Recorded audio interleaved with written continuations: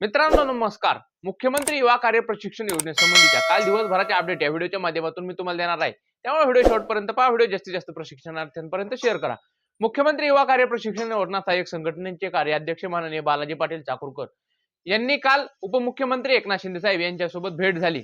काल संत सेवालाल महाराज यांच्या जयंतीनिमित्त पोहरादेवी येथे उपमुख्यमंत्री एकनाथ शिंदे साहेब आणि मुख्यमंत्री देवेंद्र फडणवीस हे येणार होते.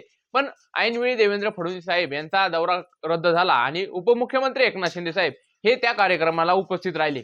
या कार्यक्रमाच्या वेळी जे पोहरादेवीचे महंत आणि विधान परिषदेचे आमदार आहेत बाबूसिंह महाराज राठोड यांच्या पुढाकाराने माननीय उपमुख्यमंत्री एकनाथ शिंदे साहेब आणि बालाजी पाटील चाकूरकर यांच्यामध्ये बैठक पार पडली आणि या बैठकीत प्रत्येक वेळेप्रमाणेच माननीय उपमुख्यमंत्री एकनाथ शिंदे साहेब हे सकारात्मक होते. त्यांनी सकारात्मक चर्चा केली असं बालाजी पाटील चाकूरकर साहेब यांनी सांगितलं. उपमुख्यमंत्री एकनाथ शिंदे साहेब यांनी सांगितलं की तुम्हाला जेव्हा वेळ असेल तेव्हा मला भेट घ्या, माझी भेट घ्या. या विषयावरती आपण चर्चा करू आणि या प्रशिक्षणार्थ्यांना मला रोजगार द्यायचा आहे ही माझी सुद्धा इच्छा आहे असं त्यांनी सांगितलं.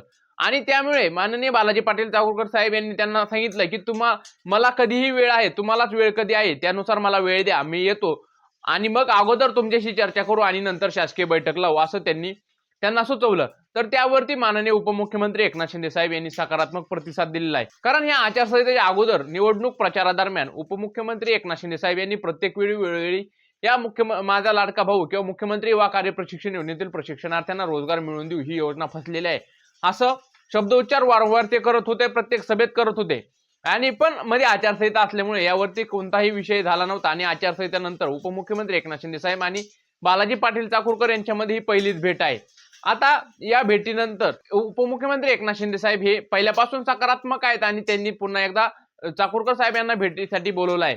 तर त्यानंतर दुसरी एक महत्वाची अशी बातमी आहे की बीड जिल्ह्यामध्ये एक परिपत्रक निघलं आहे आणि या परिपत्रकामध्ये मुख्यमंत्री युवा कार्य प्रशिक्षण योजनेमध्ये 11 महिन्यांसाठी नवीन जॉईनिंगची प्रोसेस सुरू करण्याचे आदेश देण्यात आले आहेत. जे प्रशिक्षणार्थ्यांचा कार्यकाळ संपला यांच्या जागेवरती दुसरे प्रशिक्षणार्थी 11 महिन्यांसाठी पुन्हा बीड जिल्ह्यामध्ये जॉईन करण्यात सुरुवात झालेली आहे. त्याबरोबरच माननीय बालाजी पाटील चाकूरकर हे आणि संपूर्ण प्रशिक्षणार्थी व नेतृत्व यांच्या मार्गदर्शनाखाली 24 फेब्रुवारी रोजी आझाद मैदानावरती आमरण उपोषण होणार आहे.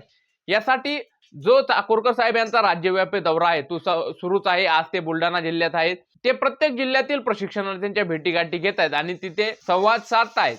मोठ्या संख्येने प्रशिक्षणार्थी हे आझाद मैदानावरती उपस्थित राहावं यासाठी त्यांनी संपूर्ण फिल्डिंग लावलंय. त्यामुळे नक्कीच प्रशिक्षणार्थ्यांना कुठेतरी रोजगार मिळेल. कारण आता ज्या प्रशिक्षणार्थ्यांचा कार्यकाळ संपला यांच्या जागी जर नवीन प्रशिक्षणार्थ्यांची भरती झाली तर या प्रशिक्षणार्थ्यांना दुसऱ्या जागेवरती कुठे सरकार रोजगार देतंय का हेही पाहणं तितकंच महत्त्वाचं ठरणार आहे. शेवटचा एक मुद्दा राहिला की पगार कधी होणार आहे. तर माननीय बालाजी पाटील चाकूरकर यांनी सांगितलं की 24 फेब्रुवारीच्या नंतर प्रशिक्षणार्थ्यांचे पगार होणार आहेत.